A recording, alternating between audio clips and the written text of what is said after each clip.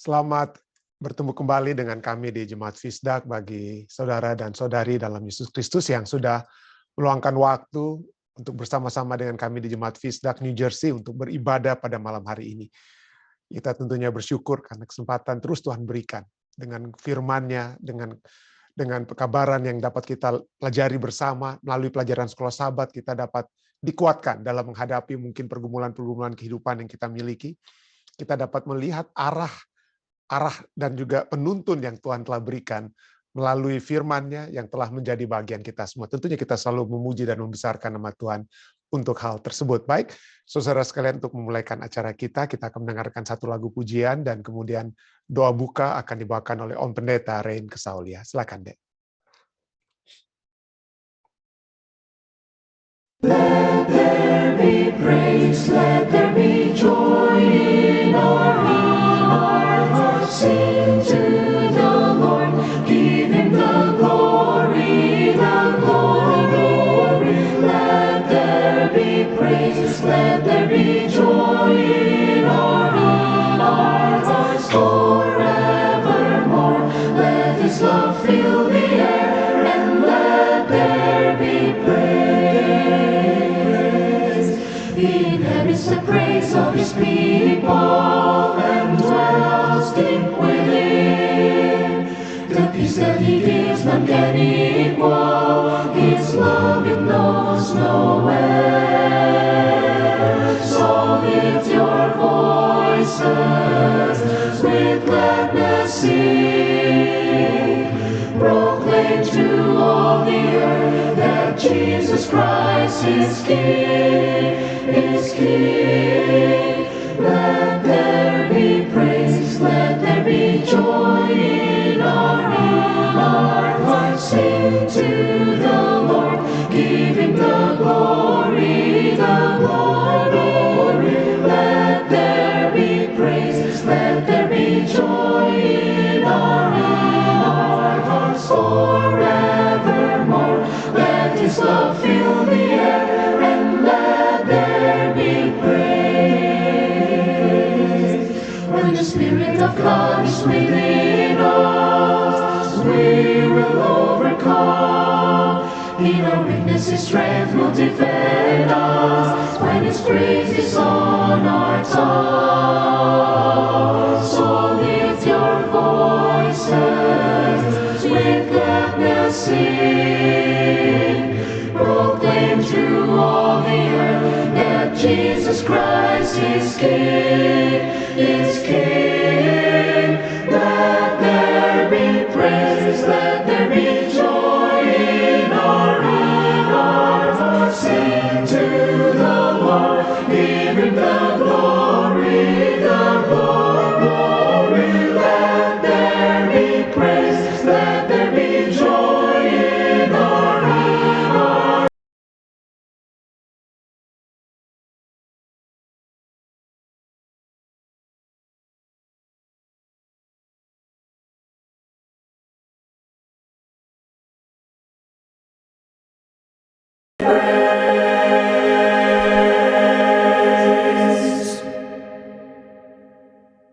Amin, amin. Kita bersyukur untuk lagu yang telah dibawakan oleh vokal grup yang menyamakan diri mereka Till Given Vocal Group. Terima kasih untuk lagu tersebut. Baik, kita akan ikuti doa buka yang akan dibawakan oleh Om Pendeta Rein Kesaulia. Silakan Om Rein. Kita berdoa, saudara-saudaraku. Ya Tuhan Bapa di sorga, di saat-saat ini kami sangat mengharapkan sukacita yang berasal dari sorga. Sesuai dengan pekabaran lagu tadi, let there be joy in our hearts. Kami percaya Tuhan, bahwa pekabaran yang akan kami pelajari bersama ini adalah berasal dari Tuhan. Dan kami sangat membutuhkan Roh Kudus untuk memetraikan, mengartikan, dan menghidupkan itu di dalam hidup kami masing-masing. Tolong Tuhan, khususnya Pendeta Stephen Ranto, di dalam membawakan firman ini biarlah Engkau kuasai dia dengan kuasa khusus dari sorga, sehingga berkat-berkat yang dia ucapkan dalam pekabaran ini juga menjadi bagian bagi kami semua. Dan biarlah dari hari ke hari kami akan menghidupkan setiap pekabaran ini dengan kuasa Roh Kudus. Sehingga kami menjadi semakin hari, semakin bersama dengan Yesus dalam tabiat. Terima kasih Tuhan, Engkau memberkati juga peralatan-peralatan yang digunakan, memberkati semua kami yang sudah mengikuti dan sementara mengikuti acara ini, khususnya Pendeta Stephen yang membawakan acara ini. Tuhan berkati juga seluruh anggota keluarganya, bahkan keluarga kami semua. Terima kasih Tuhan. Engkau begitu baik, Engkau begitu amat mengasihi kami. Terpujilah nama-Mu Tuhan. Ampuni kami sudah berdoa dalam nama Yesus yang adalah Tuhan dan penebus kami. Amin. Amin. Terima kasih. Terima kasih banyak Om Pendeta Saul ya. Baik saudara sekalian, kita akan mempelajari kembali firman Tuhan yang mungkin kita bisa lihat adalah lanjutan ya pembahasan kita tadi malam berbicara tentang jangan kita lagi memegahkan diri, meninggikan diri, dan sekarang ini kembali sepertinya ini adalah satu topik yang mungkin perlu sekali untuk selalu kita untuk selalu dapat kita ulang-ulangi. Itulah sebabnya penekanan juga pada malam hari ini kita dimintakan juga untuk kembali membahas tentang kesia-siaan dari umat-umat di zaman perjanjian lama, khususnya setelah mereka keluar dari air bah ya, umat pertama ya yang sudah memiliki permulaan baru dalam kehidupan mereka. Tetapi tetap saja umat-umat manusia mencoba untuk menantang Tuhan dengan melakukan hal-hal yang Tuhan tidak ingin untuk mereka lakukan. Ketidakpercayaan mereka, kecongkakan kehidupan mereka yang telah menjadi bahagian mereka. Inilah yang kita akan pelajari pada saat ini. Seperti biasa, saya akan membagikan pelajaran tersebut. Dan dari pelajaran Sekolah Sabat inilah pada malam hari ini dengan satu judul, penebusan orang yang terasing ya. Penebusan orang yang terasing atau the redemption ya, the redemption of the exile ya. Jadi akhirnya yang terjadi apa ya? Betul, seakan-akan Tuhan memberikan penghukuman pada mereka, Tuhan memberhentikan proyek mereka, lalu kemudian Tuhan apa yang Tuhan lakukan? Tuhan mereka jadi apa? Tercerai-berai, berserahkan di seluruh bumi. Tapi itulah rencana Tuhan sesungguhnya. Kita sudah pelajari rencana Tuhan untuk apa ya? Mereka harus menjadi frontiers, mereka harus menjadi pioneer untuk membuka jalan, tidak hanya berada di lembah Shinar di satu tempat, tapi harus menuju ke seluruh dunia ya. Pelajaran kita katakan, bacalah Kejadian 11 ayat 8-9 dan Kejadian 9 ayat 1, bandingkan dengan Kejadian 1:28. Mengapakah pembubaran berseraknya itu sifatnya menebus? Kenapa itu justru satu hal yang membuat penebusan yang terjadi dalam mereka ya. Demikianlah mereka, Kejadian 11 ayat 8-9, demikianlah mereka diserahkan Tuhan dari situ ke seluruh bumi dan mereka berhenti mendirikan kota itu. Itulah sebabnya sampai sekarang nama kota itu disebut Babel. Karena disitulah dikacau balaukan Tuhan bahasa seluruh bumi, dan dari situlah mereka diserahkan Tuhan di seluruh bumi ya. Dan Anda mungkin katakan, kenapa tidak sebut menara ya? Menara dan kota itu adalah merupakan satu kesatuan, satu bagian ya.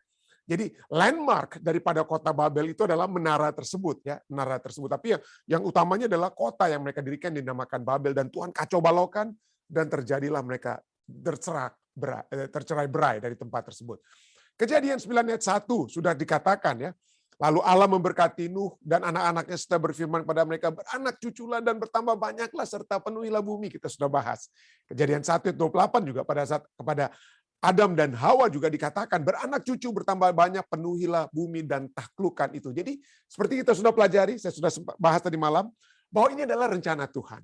Ini bukan rencana Tuhan, tapi pada saat Tuhan mencerai-belaikan mereka, itu supaya mereka memenuhi rencana Tuhan. Jadi hukuman-hukuman Tuhan, saya ulangi, hukuman-hukuman Tuhan itu terjadi supaya kita menjalani rencana Tuhan. Jadi disiplin yang kita alami dalam kehidupan ini. Ya, kemalangan yang seakan-akan itu satu kemalangan, tapi dari sudut Tuhan itu bukan kemalangan, itu disiplin. Supaya kita kembali ke jalur yang sebenarnya, supaya kita kembali ke jalur yang sesungguhnya ya. Jadi rancangan dan berkat Allah bagi manusia adalah bahwa mereka akan beranak cuculah dan bertambah banyaklah serta penuhilah bumi. Melawan rencana Tuhan, para pembangun Babel lebih suka tetap bersatu sebagai orang yang sama, satu bangsa di satu tempat yang sama. Dan salah satu alasan mereka mengatakan ingin membangun kota itu adalah agar mereka tidak terserak ke seluruh bumi.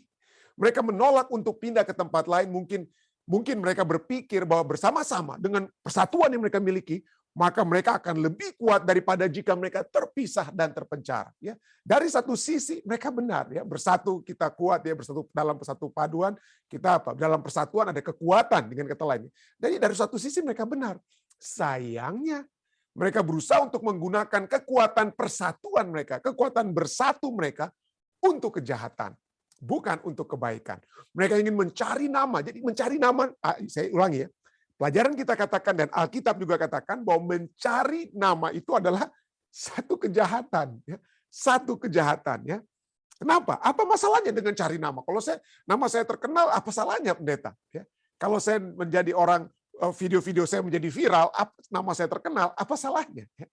Tapi kalau itu kita lakukan bukan untuk kemuliaan Tuhan, itu adalah mencari nama yang seperti dilakukan orang Babel adalah cerminan kuat dari kesombongan dan kebanggaan mereka sendiri. Ya. Jadi kalau video kita jadi viral, puji Tuhan. Tapi jangan itu menjadi tujuan kita. Kenapa? Karena seperti saya katakan lalu ada orang yang memang buat apa saja, ya, dengan perkataan-perkataan yang menghina orang lain dan lain sebagainya. Yang penting dengan tujuan, wah, video saya jadi viral dan lain sebagainya. Jadi itulah tujuan yang mencari nama dengan cara yang salah, ya, karena itu adalah satu cermin kuat dari kesombongan dan kebanggaan mereka sendiri. Memang, saya garis bawahi tanda merah ini karena itu kita akan menjadi inti pembahasan kita, ya. Memang setiap kali manusia secara terbuka menentang Tuhan, mereka ingin mencari nama untuk diri mereka sendiri, kita bisa yakin itu tidak berjalan dengan baik. Itu tidak baik, mencari nama sendiri tidak baik dan tidak akan pernah terjadi, tidak akan pernah berhasil. Oke, mungkin untuk sementara Anda pikir, wah, nama saya terkenal. Berapa lama video kita viral? Berapa lama nama kita disebut-sebut orang? Ya. Tapi kita lihat apa yang terjadi pada saat umat manusia, mulai dari Adam dan Hawa mencoba untuk menjadi seperti Allah. Apa akibatnya? Keluar mereka dari Taman Eden. Apa yang terjadi pada saat Kain mencoba untuk melawan kehendak Tuhan, mencoba untuk membuat dengan caranya sendiri daripada cara Tuhan dalam mempersembahkan korban. Lari dia, ujung-ujungnya dia lari dari hadapan Tuhan. Ya. Tidak menjadikan satu hal yang baik. Apa yang terjadi dengan orang Babel yang mencoba untuk mencari nama bagi diri mereka sendiri. Pembangunan menara dan kota mereka terhenti, mereka apa? Tercerai-berai. Jadi ujung-ujungnya nggak benar. Ujung-ujungnya tidak baik dan tidak terjadi apa yang mereka usahakan untuk terjadi. Oleh karena itu, pelajaran kita katakan, oleh karena itu, dalam penghakiman atas pembangkangan langsung mereka, Tuhan menyebarkan mereka, diserahkan ke seluruh bumi. Persis seperti apa yang mereka tidak kehendaki. Mereka tidak merencanakan untuk berserahkan, tapi justru akibatnya tercerai-berailah mereka, ya. Yang cukup menarik kan nama Babel yang berarti pintu Tuhan, Babel, Tuhan, ya, Allah. Nama Babel yang berarti pintu Tuhan itu terkait dengan kata kerja balal, ya. Ada bunyi suara yang hampir sama Babel balal begitu, ya. Yang berarti apa? Mengacau balaukan, ya, mengacau balaukan. Jadi mereka maunya menjadi pintu Tuhan, ya. Dengan kata lain, karena mereka ingin mencapai pintu Tuhan, karena mereka menganggap diri mereka sebagai Tuhan, apa akibatnya? Sehingga mereka akhirnya kacau balau, menjadi bingung dan menjadi jauh lebih lemah dari keadaan mereka sebelumnya. Seringkali kita pikir, waduh, saya harus cari nama ini supaya saya jadi lebih dikenal, saya jadi lebih kuat, saya harus cari nama. Tapi kalau itu usaha kita, itu motif kita dalam apa yang kita lakukan, maka keadaan kita itu lebih, orang Manado bilang lebih soe, lebih tidak baik daripada apa? Sebelumnya, lebih tidak baik dari sebelumnya. Nah, pena inspirasi Ellen White dalam Alpha Omega jilid 1 halaman 133 katakan, ini dia kutipannya. Orang-orang Babel telah bertekad untuk mendirikan satu pemerintahan yang terlepas dari Allah. Namun demikian ada beberapa di antara mereka yang takut akan Tuhan, tetapi telah tertipu oleh sifat pura-pura dari orang-orang yang jahat dan tertarik kepada muslihat mereka. Untuk orang-orang yang masih baik-baik ini, yang setiawan di antara mereka itu, Tuhan telah menunda hukumannya dan memberikan kepada mereka kesempatan untuk menyatakan tabiat mereka yang sebenarnya. Apabila rencana-rencana mereka sedang berkembang, anak-anak Allah berusaha untuk mencegah mereka dari maksud mereka itu. Tetapi orang banyak itu pada akhirnya apa? Telah bersatu padu untuk menentang surga. Untuk menentang. Jadi yang baik-baik pun jadi kalah di zaman Babel itu ya. Kalau saja mereka itu harus dibiarkan. Kalau Tuhan biarkan sajalah, ya biar aja lah mereka mendirikan menara Babel mencapai langit. Ya, nggak usah dibikin pelajaran ya. Ya, siapa tahu mereka lupa juga, pada ujung-ujungnya mereka lupa dengan rencana mereka. Mungkin kita pikir begitu ya. Biarkan saja. Tapi Vena Inspirasi katakan apa? Kalau saja mereka itu harus dibiarkan, maka mereka akan merusakkan akhlak dunia ini pada permulaannya, pada masa permulaannya. Permufakatan mereka itu didasarkan atas pemberontakan, satu kerajaan didirikan untuk kemegahan diri, di mana Allah tidak dihormati dan tidak diakui kekuasaannya. Kalau dibiarkan, maka sejak saat itu, bukan hanya di Babel, coba kita lihat ya saat ini saja. Begitu banyak peninggalan-peninggalan dunia, manusia yang mencoba untuk mendirikan membuat nama bagi diri mereka sendiri. Ya, Firaun-Firaun di Mesir, ya, atau orang-orang di suku Aztec dan lain sebagainya, Inka yang ada di Peru dan lain sebagainya, mencoba untuk mendirikan menara-menara seperti model-model begitu. Kenapa? Supaya nama mereka terkenal. Supaya kemegahan diri mereka itu apa? Supaya kemegahan diri mereka itu ada. Di Indonesia kita memiliki Candi Borobudur, walaupun itu untuk orang-orang Buddha beribadah ya. Tapi pada mulanya itu adalah segala usaha yang manusia selalu lakukan untuk apa? Supaya siapa pendirinya dong? Siapa yang telah membangun ini? Ya. Nama kita harus tertulis, nama kita harus dihormati dan lain sebagainya. Tapi Allah tidak ingin itu terjadi. Kalau dalam pencapaian pekerjaan kita dihormati, oke. Tapi bukan itu yang motif kita. Jangan kita bekerja untuk motif, supaya saya ini nanti nama saya itu ada dicantumkan ya. Wah, inilah pendiri organisasi ini, pendiri ini dan itu dan lain sebagainya. Jangan. Biar orang yang buat, tapi jangan itu menjadi motif tujuan kita ya. Jadi itulah yang terjadi, kemegahan diri ya. Dan inilah sebabnya pertanyaan kita, mengapakah kita harus sangat berhati-hati dalam mencari nama untuk diri kita sendiri? Kenapa? Seperti pelajaran kita tadi malam, kita itu bagaikan belalang ya. Tidak ada artinya. Tidak ada, segala sesuatu itu kita beri. Jadi pada saat kita mau mendirikan sesuatu, apa? Semua itu kan berkat Tuhan ya. Kalau kita memiliki kebijaksanaan, kepintaran dan lain sebagainya, pengetahuan, kekayaan, semua itu pemberian. Sehingga tidak heran kita sudah bahas tadi malam ya. Siapa? 1 Korintus 4 ayat 7. Siapa yang menganggap engkau begitu penting? Dan apakah engkau punya yang tidak engkau terima, dan jika engkau memang menerimanya, mengapakah engkau apa? Memegahkan diri seolah-olah engkau tidak menerimanya. Kita semua itu kita terima. Ya, kita semua terima. Kenapa saya jadi kaya? Mungkin ada karena ada orang-orang yang memberikan pinjaman atau bank yang memberikan pinjaman dalam usaha Anda. Ada istri atau suami yang menyokong Anda supaya Anda berhasil. Jadi itu tidak tergantung kepada diri kita sendiri. Ya, tapi itulah ya, manusia ingin memegahkan diri mereka. Mencari nama artinya kesombongan yang kita buat. Untuk supaya kita lebih daripada orang lain. Jadi pelajaran tadi kita sudah katakan ya, manusia yang mencari nama untuk diri mereka sendiri, ini kutipan dari pelajaran kita, itu tidak baik dan tidak akan pernah terjadi. Kenapa? Karena hanya Allah saja, saya ulangi, hanya Allah saja yang boleh mencari nama untuknya. Loh, pendeta, kalau itu mencari nama itu negatif, kenapa Allah harus melakukan hal yang negatif? Alkitab menegur orang-orang yang mencari nama. Nggak boleh mencari nama. Ya. Tapi Allah bisa memberi nama. Kepada Abraham diberi nama baik. Kepada Daud diberi nama baik. Kepada saudara dan saya, Allah bisa memberi nama yang baik kepada kita. Nama kita dapat dia masyurkan. Ya. Tetapi kalau kita cuma bisa diberikan nama yang baik. Jangan mencari nama yang baik. Dengan kata lain ya, bukan mencari nama dengan motif supaya orang datang, supaya kita yang dimegahkan, kita yang dimuliakan, tidak. Hanya Allah yang boleh mencari nama. Firman Tuhan cukup jelas tentang Allah yang mencari nama ya. Yesaya 63 12-14 katakan, dengan tangannya yang agung menyertai Musa di sebelah kanan, yang membelah air di depan mereka untuk membuat namanya abadi baginya. Jadi Allah yang membuat namanya abadi bagi dirinya. Ya, ayat 14, Roh Tuhan membawa orang Israel ini ke tempat perhentian. Demikianlah engkau memimpin umatmu untuk membuat nama yang agung bagimu. Jadi Allah melakukan tindakan-tindakan keselamatan supaya namanya masyhur, supaya namanya terkenal. Ya. Tapi apakah ini negatif kalau Allah ingin supaya dia terkenal? Ya, dengan melakukan kebaikan-kebaikan seperti yang dilakukan kepada orang Israel. Ya, jadi saya baca ayat-ayat lainnya, Yeremia 32 ayat 20. Ya. Engkau yang memperlihatkan tanda-tanda dan mujizat-mujizat tanah Mesir sampai kepada waktu ini kepada Israel dan kepada umat manusia, sehingga engkau, ya, jadi apa yang dia lakukan itu apa yang Allah lakukan, dia buat kebaikan-kebaikan, dia buat penyelamatan, supaya apa?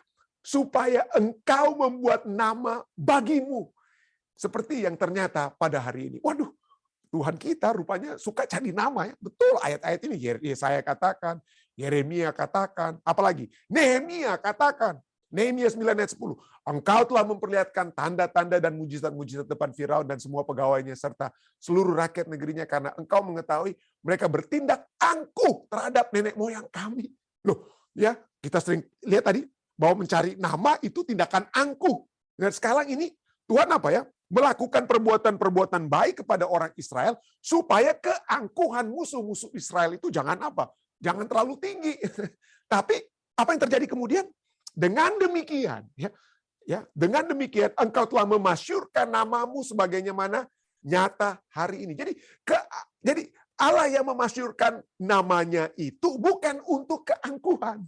Bukan untuk keangkuhan. Manusia yang mencari nama dengan membangun legasi itu, legenda-legenda, kita menjadi legenda ya dengan apa yang kita bangun, apa yang kita buat. Kita mencari nama supaya apa? Wah, orang-orang apa? Memuji, membesarkan saya. Ya, keangkuhan saya. Tapi Tuhan yang memasyurkan supaya membuat tindakan-tindakan penyelamatan supaya namanya dimasyurkan, bukan supaya karena kesombongan diri. Kenapa? Karena kalau dia lebih dimasyurkan, maka lebih banyak manusia yang akan diselamatkan. Lebih banyak manusia yang akan diselamatkan. Jadi Allah yang mencari nama untuk dirinya itu keselamatan manusia. Tapi kalau saya mencari nama untuk diri saya, maka saya berdosa bukan bagi orang lain, tapi berdosa kepada diri saya sendiri. Kenapa? Karena saya yang akan jatuh sendiri. Saya menjatuhkan orang lain dan menjatuhkan diri saya sendiri. Tapi inilah kesia-siaan yang manusia yang mencari nama, selalu ingin mencoba untuk mencari nama bagi dirinya sendiri. Kita lihat penyebabnya, Kejadian 11 dan 4. Kata mereka, marilah kita dirikan bagi kita sebuah kota dengan sebuah menara yang puncaknya sampai ke langit. Dan marilah kita cari nama supaya kita jangan terserak ke seluruh bumi. Apa usaha mereka ini berhasil? Usaha mereka untuk cari nama berhasil? Gagal. Usaha mereka untuk jangan terserak? Gagal. Ya, sebabnya itu, akibatnya apa? Kejadian 11:8-9, demikianlah mereka diserahkan Tuhan dari seluruh bumi. Dan mereka berhenti mendirikan kota itu. Usaha-usaha untuk mencari nama terhenti. Saya ulangi ya. Adam dan Hawa mencoba untuk menjadi seperti Tuhan. Keluar mereka dari Taman Eden. Kain mencoba untuk membuat kemauannya sendiri dengan persembahannya. Larilah dia dari hadapan Tuhan. Ya. Jadi inilah yang terjadi. Usaha kita untuk mencari nama adalah usaha yang sia-sia. Usaha yang sia-sia, tidak baik, sia-sia, dan apa? Pelajaran kita katakan tadi, kejahatan. Kenapa? Karena kita tidak melakukan kehendak Tuhan. Tuhan ingin kita bukan mencari nama. Ya. Berfirmanlah Tuhan, janganlah orang bijaksana bermegah karena kebijaksanaannya. Janganlah orang kuat bermegah karena kekuatannya. Janganlah orang kaya bermegah karena kekayaannya. Ya, jadi jangan kita terkenal karena kebijaksanaan kita, terkenal karena kekuatan kita, kekayaan kita, cari nama dengan kekayaan, kekuatan, dan kebijaksanaan. Tetapi siapa yang mau bermegah? Siapa yang mau cari nama? Oke, siapa yang mau cari nama? Baiklah ia mencari nama karena yang berikut, bahwa ia memahami dan mengenal Tuhan. Ya, bahwa ia memahami dan mengenal aku, bahwa akulah Tuhan yang menunjukkan kasih setia, keadilan, dan kebenaran di bumi. Sungguh, semuanya itu kusukai. Demikianlah firman Tuhan. Tidak heran, kesombongan, ya, mencari nama, mencari dengan nama dengan kebijaksanaan, kekuatan, itu adalah salah satu dosa yang dibenci Tuhan. Tuhan membenci kesombongan. Ya. Mencari nama itu apa? Tuhan tahu sia-sia. Tuhan tahu itu mencari nama dengan kekayaan, semua itu sia-sia. Nah, rupanya bukan hanya Tuhan kita yang tahu. Ya. Orang-orang mungkin yang tidak percaya Tuhan sekalipun tahu ya, Ya, orang-orang yang bahkan saya tidak tahu apa mereka itu dekat atau tidak dekat, saya tidak bisa menjudge mereka.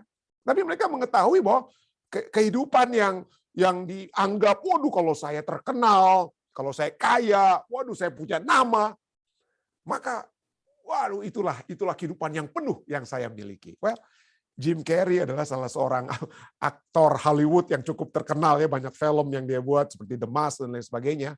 Apa yang dia katakan? Apa nih? Dia sudah banyak kali dia berhenti dari pembuatan film ya. Dia katakan apa? Saya pikir everybody, setiap orang harus menjadi kaya, harus menjadi terkenal, harus melakukan segala sesuatu yang dia idamkan untuk lakukan supaya pada akhirnya mereka dapat melihat bahwa kekayaan, ketenaran dan keberhasilan itu is not the answer. Kekayaan, ketenaran, keberhasilan itu bukan jawaban. Saya sudah ulang-ulangi, ya, sudah ulang-ulangi berapa banyak orang-orang, ya seperti Robin Williams, ya, Anthony Bourdain, dan lain sebagainya, Heath Ledger dan yang terkenal, kaya, waduh semuanya mereka miliki. Nggak puas mereka dengan hidup mereka, tidak puas dengan hidup mereka. Kalau kita mau mencari nama, mencoba untuk bertindak dengan kebanggaan diri kita, menyombongkan dengan berfokus, kita sedang mencari nama itu. Kenapa itu fokus kepada kebanggaan diri itu? Tidak lain tidak bukan adalah selfish. Selfish itu berarti self worship. Ya, kesombongan itu adalah kita mengidolakan diri kita. Kita memuja puji diri kita lebih daripada orang lain. Ada satu artikel yang saya baca hari ini sangat menarik ya.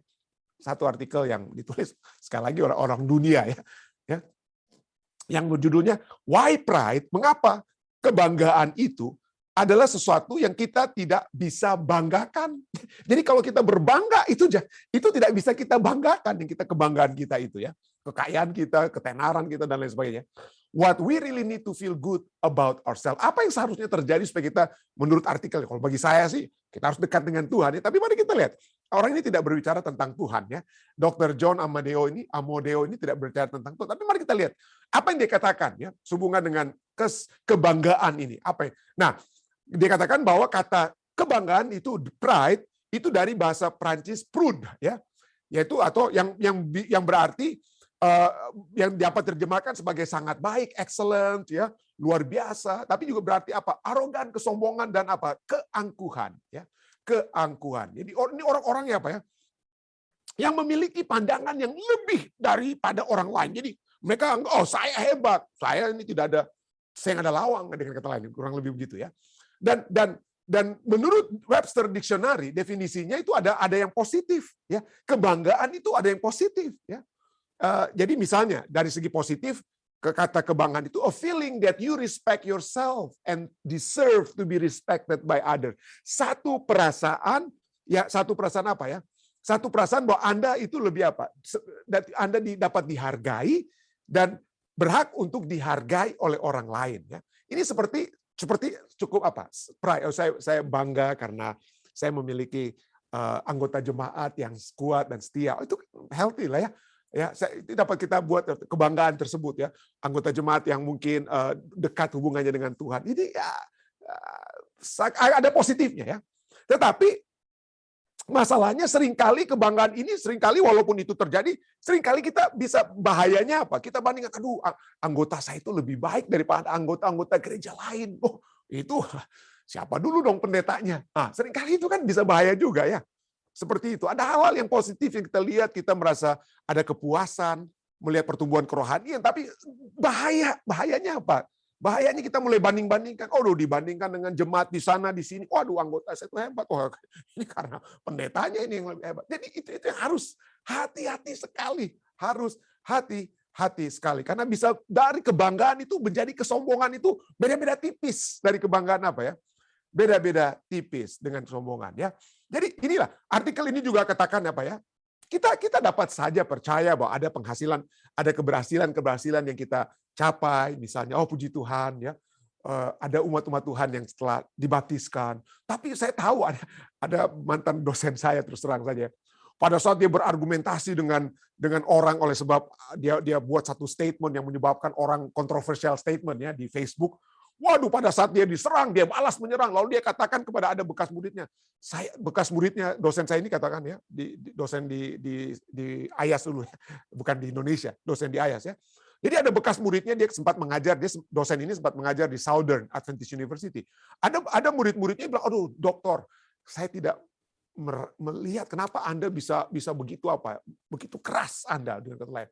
Kenapa Anda begitu gini? Wah, dia balas ke muridnya, dia katakan, kamu ini siapa? Ya, saya sudah baptis lebih daripada 10.000 orang.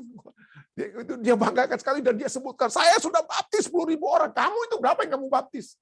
Waduh, saya jadi aduh Tuhan, ya, dijauhkanlah.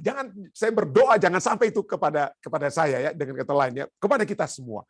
Jadi ada hal-hal yang baik pencapaian kita, tapi kemudian tipis antara kebanggaan itu menjadi apa? Kesombongan ya, beda-beda tipis ya. Jadi dengan kata lain, tidak ada salahnya mungkin kita mengingat penyertaan Tuhan sehingga ada jiwa-jiwa yang kita baptis. Tidak ada salahnya kita mengingat penyertaan Tuhan sehingga kita semua dapat kuat dalam Tuhan. Tetapi jangan itu mendefinisikan siapa saya. Ya, itulah sebabnya there is nothing wrong. Tidak ada salahnya merasakan kepuasan ketika kita mencapai suatu tujuan seperti mendapatkan promosi atau bahkan membeli mobil baru. Ya, ini artikel ini katakan ya. But if we allow, tetapi jika kita membiarkan hal ini, mobil baru tersebut, pencapaian tersebut, itu bahwa anggota saya ini hubungan dengan Tuhan itu cukup kuat, maka kalau itu mendefinisikan siapa kita, mendefinisikan siapa kita, maka kita akan menempatkan diri kita kepada kesengsaraan, misery ya. Jadi ini dengan kata lain, segala sesuatu itu bisa berlalu ya. Mobil baru itu, waduh, saya puji Tuhan, pendeta saya sudah berhasil membeli mobil baru, puji Tuhan. Rumah saya sudah pay off, puji Tuhan. Ini sudah berhasil semua, puji Tuhan. Tapi kalau itu mendefinisikan, waduh, saya lebih bagus dari orang lain, rumah mereka masih kontrak, masih belum mortgage-nya belum selesai dan lain sebagainya. Kalau itu mendefinisikan siapa kita, maka kebanggaan itu berubah menjadi apa? Kesombongan, dan rumah, mobil, segala sesuatu itu dapat berakhir ya. Semua itu dapat berakhir. Nah, itulah. Jadi masalahnya orang yang sombong, ini dikatakan, masalah dengan orang yang sombong, kesombongan seringkali didorong, pride is often driven by poor self-worth and shame. Kesombongan seringkali didorong oleh harga diri dan rasa malu yang buruk yang kita miliki. Jadi, waduh, kita memiliki poor self-worth and shame yang kita miliki. Tapi apa? Untuk menutupi kekurangan kita sendiri, ya, maka kita mengkompensasikan, we compensate by feeling superior. We look for others' flaw as a way to conceal our own. Kita melihat kekurangan-kekurangan orang lain untuk menyembunyikan kekurangan kita sendiri. Menyembunyikan kekurangan kita sendiri. Jadi kita kritiklah orang lain supaya kita apa? Seperti satu defense mekanisme pembelaan terhadap apa? Kekurangan-kekurangan kita sendiri. Itulah kesombongan tersebut. Dia kok pendeta begini. Kenapa? Sesungguhnya kita yang begitu. Ya, kita yang seringkali begitu. Itulah sebabnya satu statement yang bagus sekali katakan apa ya? Sometimes, seringkali gelas itu kelihatan lebih cemerlang warnanya daripada berlian. Ya, gelas itu kelihatan lebih cemerlang daripada berlian because it has more to prove. Karena dia sedang berusaha supaya kelihatan cemerlang. Tapi gelas itu nggak ada artinya dibandingkan berlian.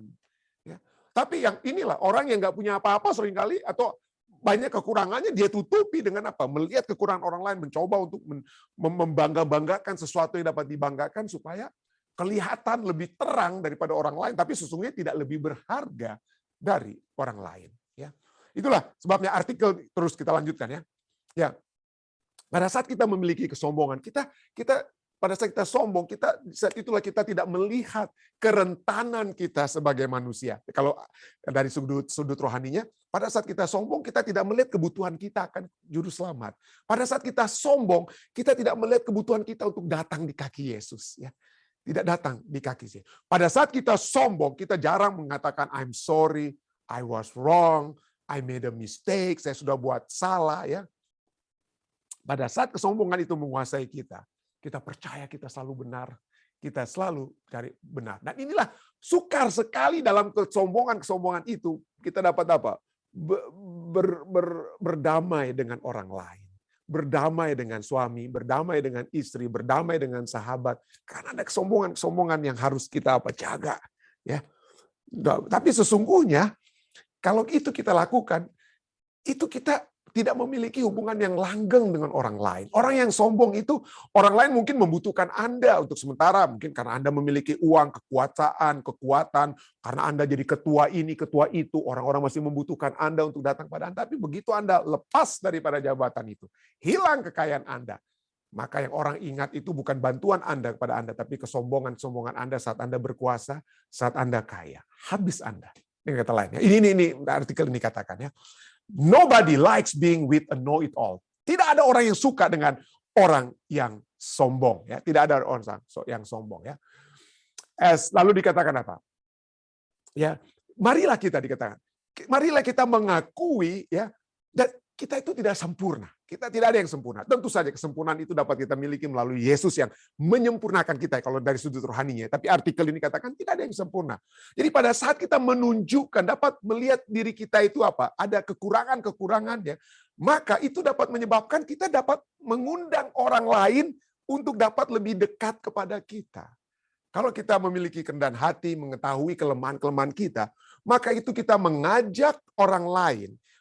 Humility invites people toward us, ya, membawa orang untuk lebih dekat kepada kita. Dan kita itu sama-sama orang berdosa. Kita sama-sama orang yang membutuhkan kekuatan. Jadi itulah membawa, karena itu yang terjadi ya. Jadi pada saat kita mengakui keberadaan kita, dikatakan di sini, we don't need to achieve greatness to have worth and value. Kita tidak memerlukan mencapai jadi orang hebat untuk memiliki satu nilai, ya, memiliki nilai tambah ataupun penghargaan. Nggak perlu untuk menjadi orang hebat. We are great just as we are. Ya, dengan kita sudah hebat dengan apa adanya menurut artikel ini ya. We might be inclined, ya ini poin yang penting ya. Kita mungkin cenderung mengejar keunggulan. We might be inclined to pursue excellence. Kita harus lakukan segala sesuatu dengan sebaik-baiknya. Kita harus bekerja dengan sebaik-baiknya.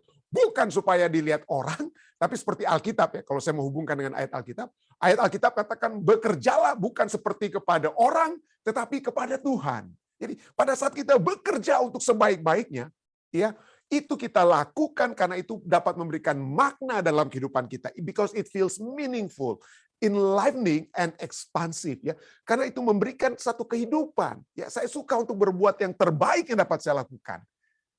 Kalau mau dipuji, puja orang, ya itu urusan mereka, tapi bukan itu tujuan saya. Ya, tujuan saya ya. Jadi tujuan saya untuk melakukan sebaik-baiknya supaya saya bukan supaya saya terkenal, dapat nama, ya. Bukan, tapi memang itu saya suka untuk lakukan. Mungkin bagi kita umat-umat Tuhan ya, untuk kemuliaan nama Tuhan. Ya. Kita lakukan itu dia. But not because it defines who we are as a person. Jadi bukan karena kita mau supaya, siapa dulu dong pendetanya, siapa dulu dong ketua uninya. Nah, begitu seringkali mungkin kita dengar begitu ya. Jadi bukan, janganlah kita didefinisikan dengan pencapaian tersebut ya. Ya. When pride substitute for our human dignity. Ketika kesombongan menggantikan martabat manusia kita, itu justru apa? Disconnect us. Itu memutuskan pada saat kita sombong dengan kata lain. Itu memutuskan hubungan kita dengan menurut artikel ini dengan orang lain, dengan sesama, dengan anggota keluarga kita. Kalau dari sudut pandang rohaninya, ini bahkan memutuskan hubungan kita dengan apa ya? Dengan Tuhan. Jadi dengan kalian burden, pride is a burden that we do not need. Jadi kesombongan itu adalah satu beban yang kita tidak perlu untuk miliki. Ya, tidak perlu untuk kita miliki. Ini dengan kata lain, terima apa adanya. Bersatu dengan Tuhan, dengan kata lain bagi kita ya. Bersatu dengan Tuhan. Nggak perlu kita berusaha untuk cari nama. Ya. Tidak perlu berusaha untuk cari dekat dengan Tuhan sajalah, dengan kata lain ya. Kenapa? Kalau Robert Hahn katakan, the better you feel about yourself. Dengan kita memiliki satu pandangan, saya nggak harus jadi orang kaya, saya nggak harus jadi orang terkenal, video saya nggak harus viral, tapi saya lakukan apalah yang dapat saya lakukan untuk Tuhan. Ya, kalau itu yang kita lakukan untuk kemuliaan pujian nama Tuhan, dan bagi saya itu sudah cukup. Dan the better you feel about yourself, the less you feel the need to show off. Kalau kita sudah merasa puas, ya Tuhan, Firman Tuhan selalu katakan kita harus dipenuhi dengan rasa apa? Rasa contentment, rasa puas, ya, rasa puas. Ya kalau ini memang yang Tuhan berikan kepada kita, ini kan hidup kita kan sementara ya dalam dunia ini. Ya, hidup kita kan sementara. Kekekalan itu nanti. Jadi nggak apa yang mau kita tunjukkan dengan kata lain. So the better you feel about yourself, the less you feel the need to show off. Allah tidak mengendaki, Allah tidak mengendaki kita apa ya, memiliki kesombongan untuk sombong begitu ya. Ulangan 8 ayat 12 sampai 14. Ya, kita sudah pernah bahas pada saat orang-orang Israel diingatkan oleh Musa ya, kalau kalian sudah sampai ke tanah perjanjian ya, apabila engkau sudah makan, sudah kenyang, sudah mendirikan rumah-rumah yang baik serta mendiaminya, orang Manado bilang sotabae, ya, sudah jadi orang ya. Dan apabila lembu-lembu sapimu dan kambing dombamu bertambah banyak dan emas serta perakmu bertambah banyak dan segala yang ada padamu bertambah banyak, rumahmu sudah banyak, sudah jadi RM, sudah jadi dokter, sudah jadi ini dan itu, gajimu simpananmu $1 juta. Apa yang Tuhan katakan? Jangan engkau tinggi hati. Ayat 14, jangan engkau tinggi hati. Jangan ada seorang manusia pun memegahkan diri di hadapan Allah. Berapalah $25 juta kalau saya punya? Kalau saya punya $25 juta di bank, itu apa artinya bagi Allah $25 juta saya? Saya punya 3 rumah yang sudah pay off. Apa itu artinya 3 rumah bagi Allah? Saya sudah punya posisi, saya sudah punya pengetahuan, saya sudah punya pendidikan yang tinggi dan lain sebagainya. Apa pendidikan saya itu? Kebijaksanaan saya itu di hadapan Allah itu bagaikan apa? Firman Tuhan katakan kebijaksanaan saya, ketinggian saya, kekayaan saya itu bagaikan belalang. Bagaikan belalang. Ya, tidak ada artinya bagi Tuhan. Jadi jangan congkak. Itulah sebabnya Yakobus 4 ayat 16. Tetapi sekarang kamu memegahkan diri dalam congkakmu dan semua kemegahan yang demikian adalah salah. Ya, salah, saudara. Salah. Ya. Kita sudah membahas bagaimana Yesus Kristus yang dalam rupa Allah telah merendahkan dirinya. Ya, dia merendahkan dirinya agar supaya keselamatan itu dapat menjadi bagian kita. Kenapa kita lihat contoh Yesus ya? Apa yang menyebabkan Yesus itu dapat puas? Dia nggak punya rumah, saudara. Sedangkan untuk kendaraan saja dia minta orang pinjam dia punya keledai, saudara. Orang punya keledai untuk dia naiki dan lain sebagainya. Jadi apa yang Yesus miliki? Ya. Apa yang Yesus miliki yang dia banggakan? Desire of Ages halaman 330 katakan, di dalam hati Kristus, di mana bertakhta persesuaian yang sempurna dengan Allah, terdapatlah damai yang sempurna. Kenapa orang-orang yang kaya yang tadi saya sudah sebutkan, bunuh-bunuh diri mereka? Ya, kenapa? Nggak ada damai katanya dalam dunia ini, walaupun mereka kaya, terkenal, dan lain sebagainya, nggak ada damai. Tapi bagaimana Yesus ya bisa memiliki damai tersebut? Kenapa? Nah, ini poinnya. Ia tidak pernah bangga oleh tepuk tangan pujian. Aduh, udah 1 juta, sudah 1 juta itu yang lihat itu Yesus punya khotbah di YouTube. 1 juta. Ia tidak pernah bangga oleh tepuk tangan pujian. Tidak pula bersedih hati oleh celaan atau kekecewaan. Tidak. Pada saat ada troller yang hantam Yesus, mungkin kalau Yesus hidup zaman ini ya. Lalu video-video Yesus itu ada yang apa ya? Ada yang hina-hina dia di video. Nggak perlu kita kecewa ya. Nggak perlu bersedih hati. Ya. Tapi dia memiliki damai yang sempurna. Berikutnya, kasih akan diri sendirilah yang membawa kegelisahan. It is the love of self that brings unrest. Ya, ada orang yang kaya, yang terkenal. Ada orang yang kaya, terkenal, bisa jadi presiden sekalipun kalau dia mau, atau sudah pernah jadi presiden, tapi nggak ada damainya orang tersebut. Bisa saja terjadi demikian. Ya. Tetap saja, bukan itu yang dapat membawa damai. Tapi persekutuan, ayat tadi kita sudah, in the heart of Christ where reign perfect harmony with God. Jadi yang membawa perfect peace itu adalah apa ya? Adanya perfect harmony, persesuaian yang sempurna dengan Allah itu. Bukan karena kita memiliki ini dan itu yang dapat kita banggakan. Ya. Kemudian, apabila kita dilahirkan dari atas, when we are born from above, ketika Roh Kudus menguasai kehidupan kita, maka pikiran yang sama yang ada pada Yesus hendaknya ada pada kita. Pikiran yang membawa dia merendahkan dirinya sendiri sehingga kita dapat diselamatkan. Kita perlu Roh Kudus. Kita tidak bisa. Itulah sebabnya saya katakan tadi malam ya. Hanya Allah yang bisa merendahkan diri. Manusia tidak bisa. Itulah sebabnya kita tidak bisa mau merendahkan diri kita. Kita tidak bisa. Karena ada unsur-unsur, waduh ini jago dia, waduh dia ada saja orang-orang yang akan memuji, membesarkan kita. Membangga-banggakan kita yang dapat membawa kepada kesombongan. Itulah sebabnya kita memerlukan baptisan Roh Kudus setiap hari. Baptisan Roh Kudus supaya pikiran yang ada pada Yesus ada pada kita. Yang membawa Yesus dan saya dapat merendahkan diri kita supaya kita dapat apa? Diselamatkan. Jadi, jika kita tidak mencari kedudukan yang paling tinggi, supaya jangan kita ketinggian yang kita cari, kesombongan, cari nama, kita mau cari yang up terus, naik terus. Bagaimana caranya supaya saya tidak memikirkan mencari nama kesombongan tersebut? Apa yang kita harus lakukan? Yang kita harus lakukan apa? Kita harus ingin duduk di kaki Yesus dan belajar daripadanya. Saya ingin mengundang kita semua. Mari kita berlutut, berselonjor di kaki Yesus dan belajar daripadanya. Saya bawa ini dalam nama Yesus. Amin. Baik, mungkin ada tambahan dari Papi, Mami, Om Brain, silakan. Saudara lainnya. Ya. Silakan, Bi. Cuma mau kasih pelajaran yang sangat penting. Hanya ada pengalaman bagaimana orang untuk mempertahankan kedudukan itu. Dia ingin agar supaya tetap, jangan ada perubahan.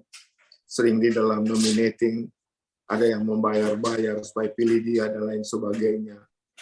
Atau janji-janji dan lain sebagainya. Agar dia tetap ternama. Dan inilah yang Tuhan tidak kehendaki bagi kita, terlebih pada zaman akhir ini. Terima kasih pelajaran yang penting. Saya bermohon dan berdoa saat ini ya. Kiranya saudara-saudari kita di mana saja, di Indonesia dan di mana saja, mari kita hentikan pembentukan tim suksesi, dengan kata lain ya. Gantinya kita bentuk tim suksesi, mari kita bentuk tim doa pada saat ada pemilihan-pemilihan ya. Jadi boleh silakan kita memanggil siapa saja. Ya, tapi gantinya tim itu untuk merencanakan, oke, saya jadi ketua, nanti saya akan jadikan Anda ini dan itu dan itu. Gantinya tim suksesi. Mari kita bentuk tim doa. Tim doa untuk pemilihan-pemilihan seperti nominating yang Papi katakan tadi. Om Ren, saya lihat Bapak Pendeta Filipus juga angkat tangan. Om Ren, silakan. Ya, terima kasih Pendeta Rantung Senior juga untuk keterangan yang luar biasa. Nah, kita ini kadang mau merendahkan diri, tapi rupanya kata-kata kita tinggi. Aduh kasihan, itu dia punya istilah. Gimana tuh anak yang tua? Aduh kasihan ya. Dia selesai dokter dari UI, umpama begitu ya. Jadi bagaimana ini apaan? Aduh kasihan tuh, saya merendahkan diri. Tapi hatinya tinggi, ini yang repot. Bingung juga kita. Ini ada istilahnya itu Om Ren. Jadi ada istilahnya. Saya sudah pernah khotbahkan. Saya pikir, saya percaya juga saya pernah sampaikan di sini. Ada namanya istilah bahasa Inggrisnya humble bragging. Humble bragging. Jadi itu merendahkan diri untuk menyombongkan. Aduh, misalnya dia buat video ya. Aduh, teman-teman, guys, ya ini misalnya YouTuber ya. Guys, sorry nih baru bangun tidur nih, belum sempat cuci muka gitu. Aduh, sorry. Muka saya masih belepotan, berantakan. Supaya orang-orang puji, enggak, udah cantik kok, nggak apa-apa, biarpun cuma muka belum dicuci, udah cantik. Nah, itu kan supaya dia merendahkan diri, supaya dia apa ya, dipuji. Atau mungkin ada juga orang saya sempat lihat ya, orang-orang bilang, aduh teman-teman, inilah makanan sederhana saya di sahabat siang ini, inilah makanan sederhana kami. Pada saat saya lihat makanan sederhananya, waduh itu pesta anak saya itu untuk makan hebat seperti begitu istilahnya. Tapi poinnya adalah kita seringkali kita mencoba untuk merendahkan diri, humble bragging. Kita mencoba merendahkan diri supaya dipuji. Nah, itu juga tetap namanya bragging ya Om Ren ya. Jadi ketinggian. Berdoalah. Mari kita terus berdoa. Ketinggian dalam kerendahan.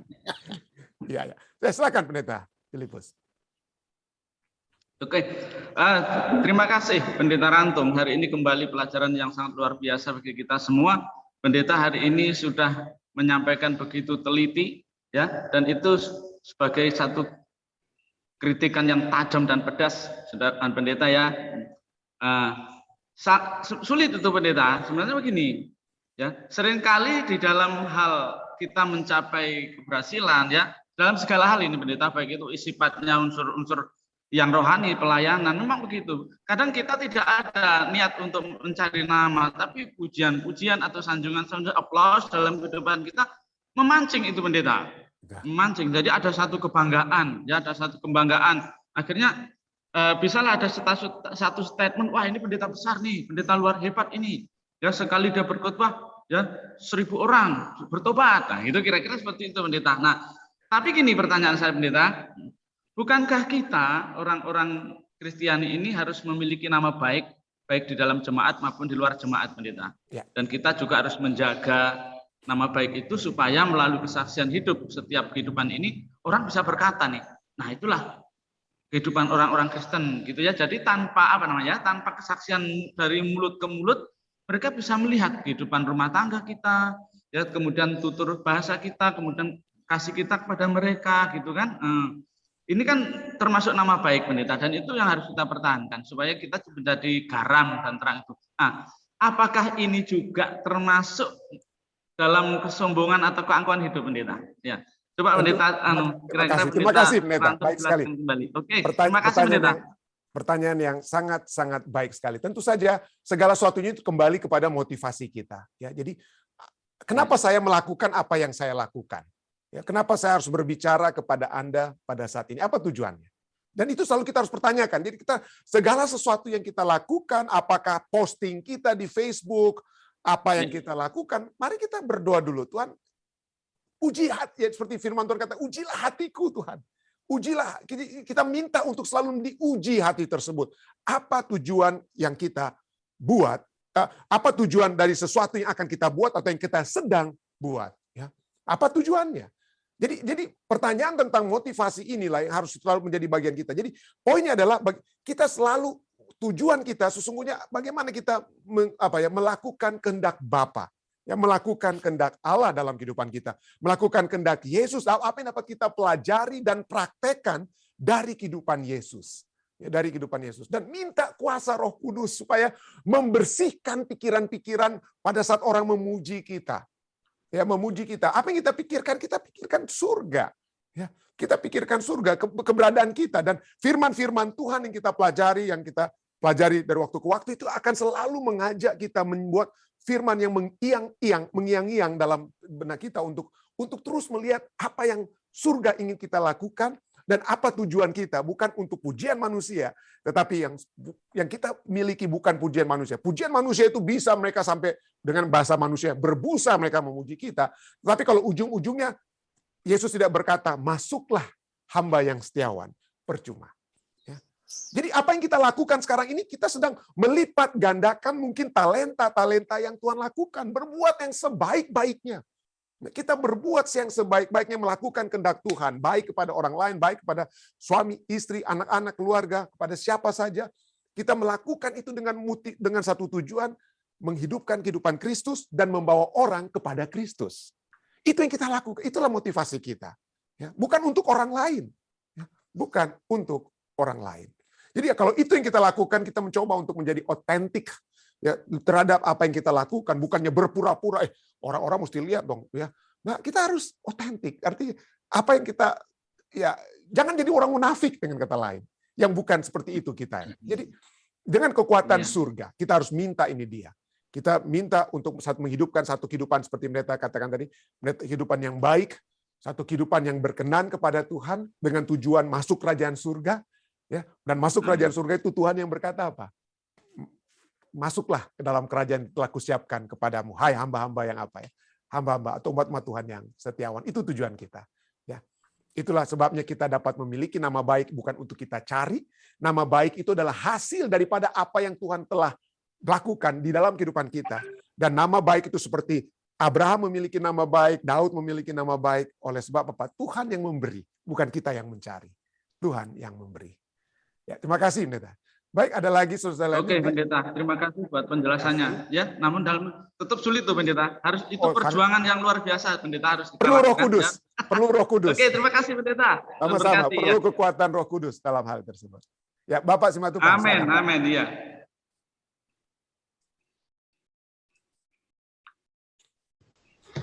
Tadi Pendeta Rantung senior dan junior sempat menyinggung tentang tim sukses ini.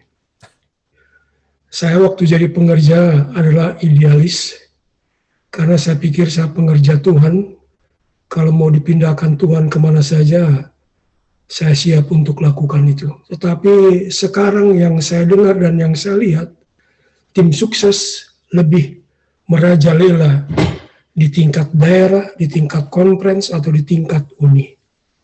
Jadi saya sangat prihatin sekali dengan hal ini, mengapa sampai terjadi demikian, dan yang melakukan hamba-hamba Tuhan juga.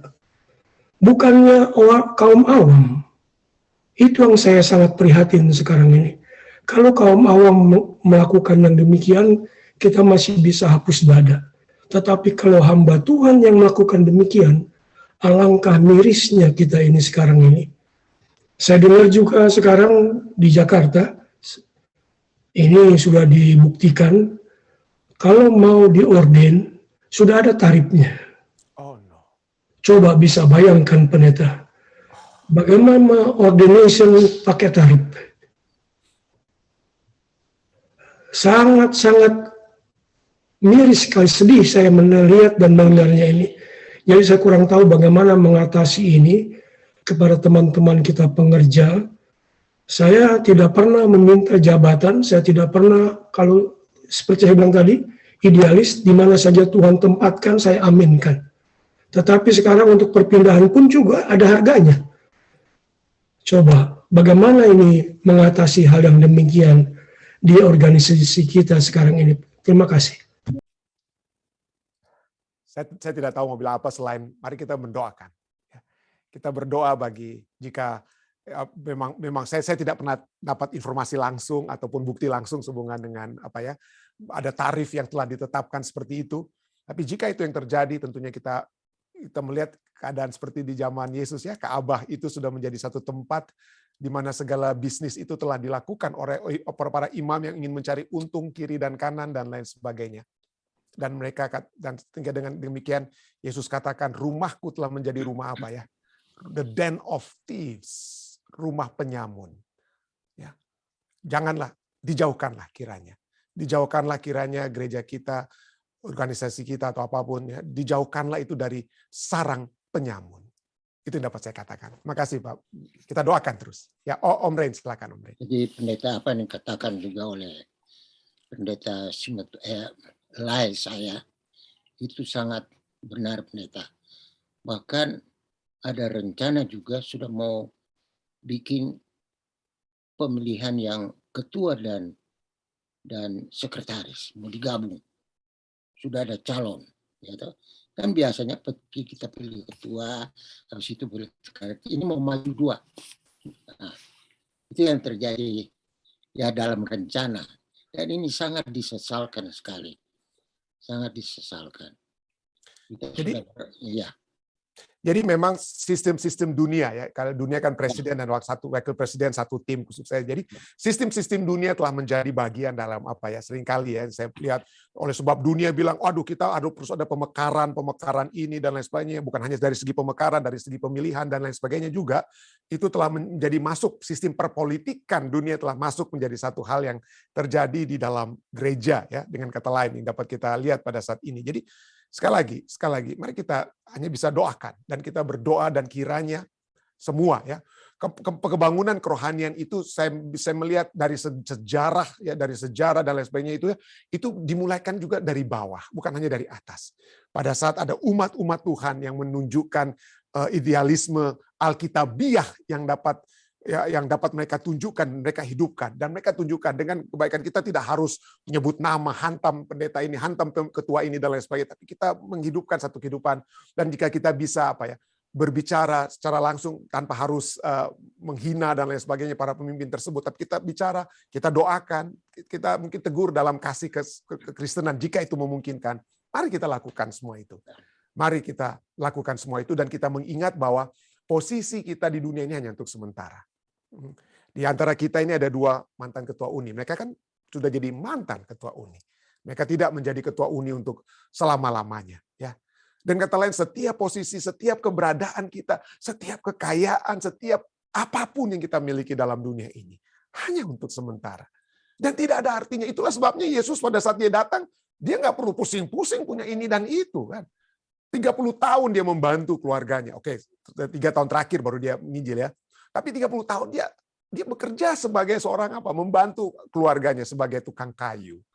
Ya. Dan apalah dia di mata manusia? Di mata manusia itu tidak ada artinya. Jadi mari kita menghidupkan kehidupan Kristus sebagai orang-orang Kristen, menghidupkan kehidupan Kristus. Dan kita ini sebabnya kutipan tadi, kita tidak mencari kedudukan. Ya, jika kita tidak mencari kedudukan, apa yang kita lakukan? Kita harus duduk di kaki Yesus dan belajar daripadanya. Apa yang Yesus miliki? Kedudukan apa yang Yesus miliki? Berapa banyak uang Yesus yang dia miliki? Ya, tidak ada. Dengan kata lain. Jadi marilah kita belajar dari Yesus.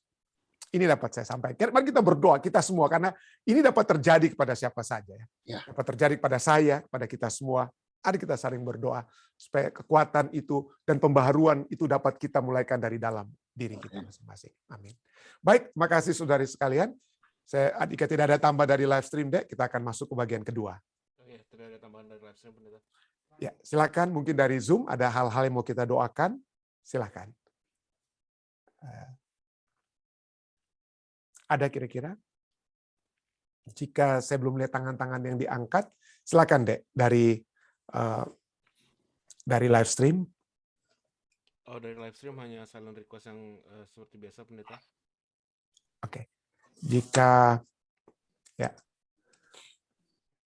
jika tidak ada lagi jika tidak ada lagi, mari kita bersatu dalam doa.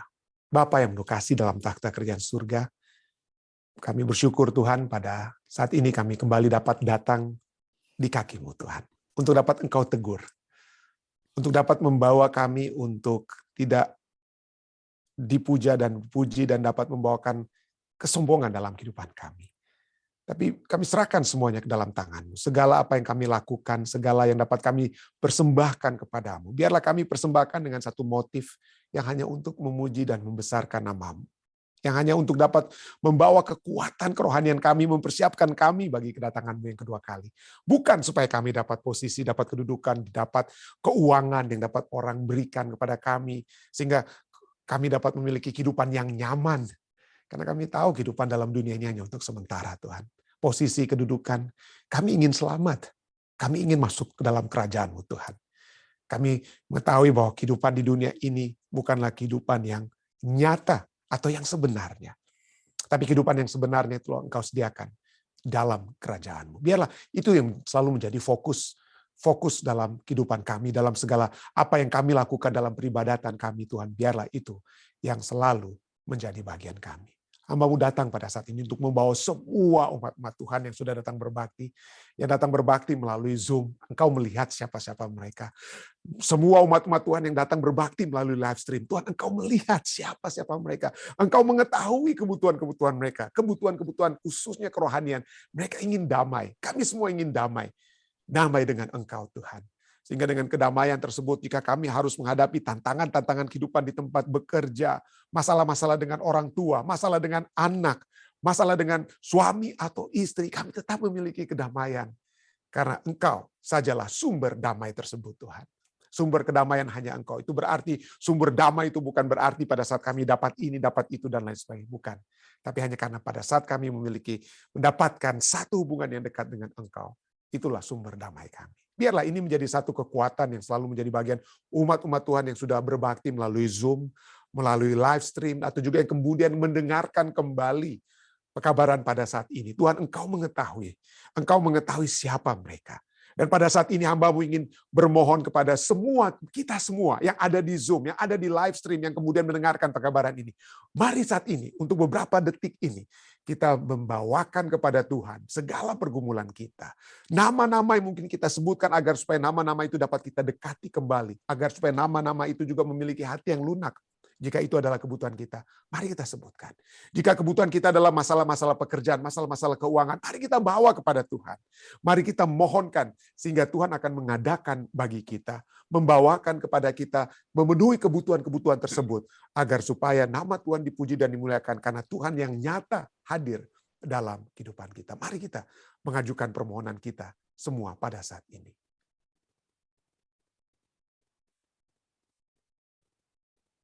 Terima kasih Tuhan. Terima kasih Engkau sudah mendengar masalah-masalah yang disebutkan, nama-nama yang disebutkan, permohonan-permohonan yang sudah disebutkan bagi mereka yang sakit, kiranya kekuatan surga menjadi bagian mereka. Bagi mereka yang lemah iman, Tuhan biarlah kekuatan surga dapat menjadi bagian mereka. Bagi saudara dan saudari yang mendoakan anggota keluarga mereka yang baik, yang lemah iman dalam keadaan sakit, biarlah Engkau mendengarkan permohonan tersebut. Ampunilah pertama-tama juga dosa-dosa kami Tuhan, sehingga permohonan ini tidak terhalang untuk sampai ke hadirat-Mu. Dan sempurnakanlah permohonan-permohonan gini. Jika ada permohonan-permohonan kami yang berdasarkan kepentingan diri kami sendiri Tuhan, kikis itu dia, hilangkan itu dia Tuhan. Sehingga kami dapat Engkau bantu dengan bisikan Roh Kudus untuk membawakan permohonan yang sesuai dengan kehendak-Mu, yang sesuai dengan rancangan-Mu, dan biarlah kamu semuanya itu kami serahkan hanya ke dalam tangan-Mu Tuhan. Hamba-Mu juga ingin berdoa, Hamba-Mu ingin berdoa bagi anak-anak muda Tuhan di Jemaat Fisdak, Hamba-Mu ingin berdoa bagi saudara Pearson Sihotang Tuhan. Kami berdoa Tuhan, agar supaya penyertaan surga dapat menjadi bagian Pearson dalam pekerjaan yang dilakukan di California. Tuhan, sertailah dia. Tuhan, biarlah anak ini juga akan semakin dekat dan semakin dekat dengan Engkau saja. Hamba-Mu juga ingin berdoa bagi Angel Tombeng di masa mudanya, dalam pendidikan terakhir, tahun terakhir menyelesaikan pendidikan high school-nya. Tuhan, sertailah Angel, agar dia tetap setia. Walau dalam segala sesuatu yang dia lakukan, biarlah dia selalu mengingat Tuhan. Dia selalu juga dapat menggunakan talenta menyanyi yang dia miliki untuk juga selalu memuji dan membesarkan nama Tuhan. Berkatilah orang tua mereka berdua ini Tuhan. Pearson, orang tuanya, keluarga, Sihotang Mokalu, Angel, berkatilah Bapak Harold, Ibu Ani, dan juga Andy. Kami berdoa kiranya keluarga-keluarga ini Tuhan akan selalu berkati. Dan seluruh umat-umat Tuhan lainnya yang hamba saat ini tidak sempat sebutkan satu persatu. Terima kasih Tuhan. Engkau sudah mendengar dan menjawab doa kami. Engkau sudah mendengar karena segala sesuatu ini telah kami bawa. Hanya di dalam nama Yesus Kristus, Tuhan dan Juru Selamat Nebus kami. Amin. Sekali lagi terima kasih banyak pada saudara-saudari yang sudah bergabung. Sampai bertemu besok ya di acara kesimpulan pelajaran kita yang akan dibawakan oleh Pendeta Muda Tulus Nenggolan. Stay safe, stay healthy ya. Tuhan memberkati kita semua.